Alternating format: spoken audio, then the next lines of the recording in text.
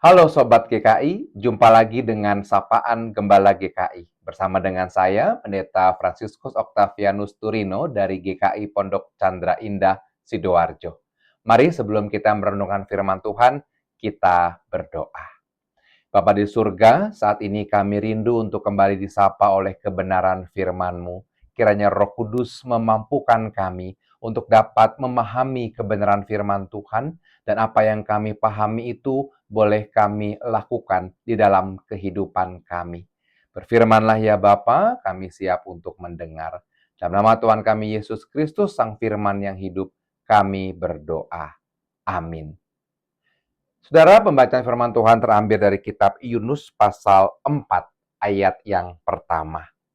Tetapi hal itu membuat Yunus sangat gusar dan marah.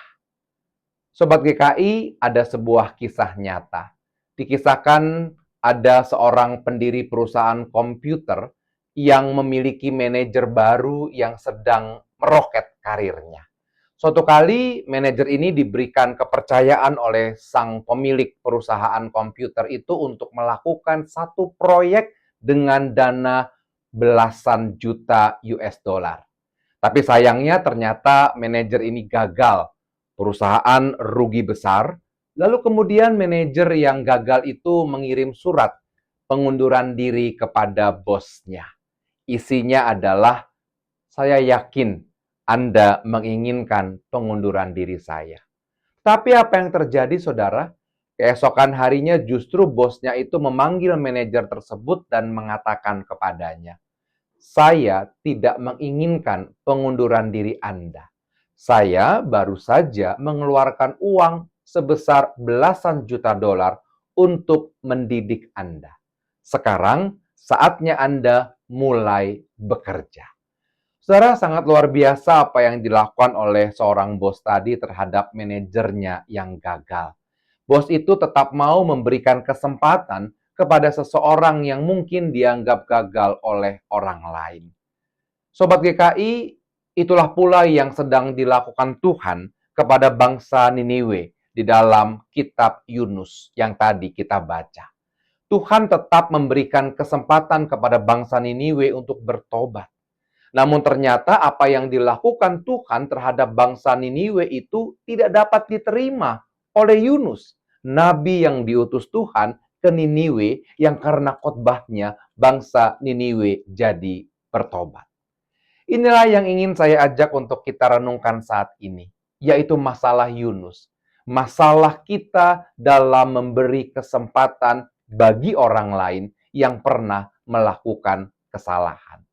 Dalam ayat pertama Yunus pasal 4 tadi dikatakan bahwa hal itu membuat hati Yunus gusar dan marah. Mengapa Yunus merasa kesal dan marah? Karena Yunus memiliki prinsip bahwa mereka yang salah harusnya dihukum.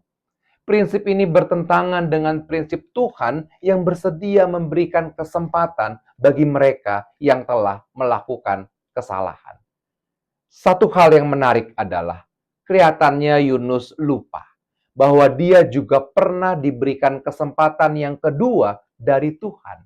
Tindakan Yunus yang hendak melarikan diri ke Tarsis dapat diampuni oleh Tuhan dengan memberikan kesempatan kembali untuk Yunus menyampaikan pesan Allah kepada bangsa Niniwe.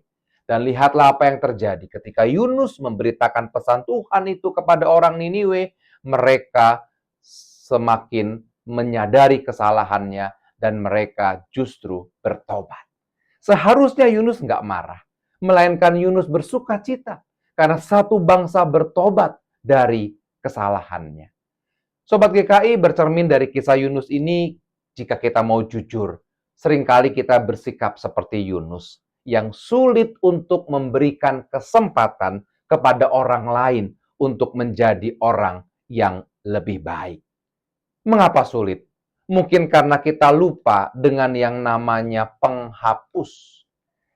Yang sering kali kita gunakan bukanlah penghapus tetapi pensil untuk menulis dan mencatat kesalahan serta keburukan orang lain.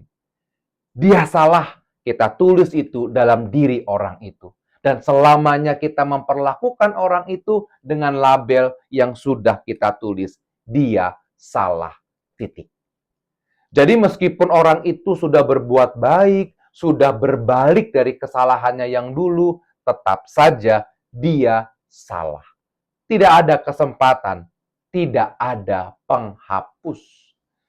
Sobat GKI, Tuhan setiap hari, setiap saat siap untuk menggunakan penghapusnya untuk kesalahan kita.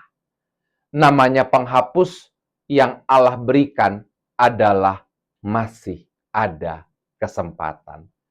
Jika Tuhan bisa dan mau memberikan kesempatan kedua, ketiga, dan seterusnya kepada kita dan juga kepada orang lain, maka seharusnya kita pun dapat memberikan pengampunan dan juga kesempatan kedua, ketiga, dan seterusnya kepada orang lain.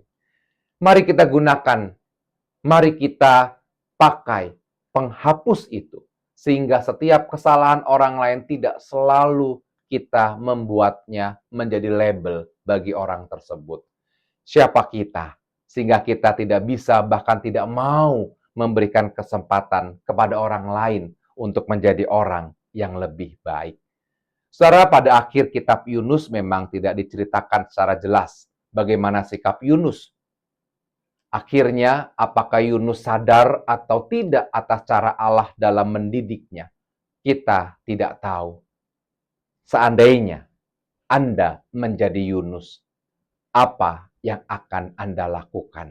Apakah Anda belajar dari apa yang Tuhan nyatakan untuk boleh memberikan kesempatan bagi orang-orang untuk berbalik dari kesalahannya? Kiranya Tuhan menolong dan memampukan kita. Amin. Mari kita berdoa.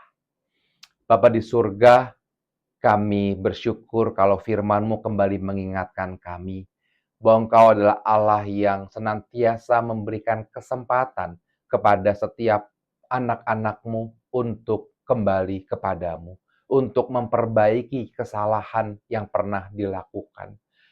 Oleh karena itu, mampukan kami untuk juga memberikan kesempatan kepada sesama kami yang pernah melakukan kesalahan, sehingga kami boleh justru memberi ruang untuk mereka lebih baik lagi.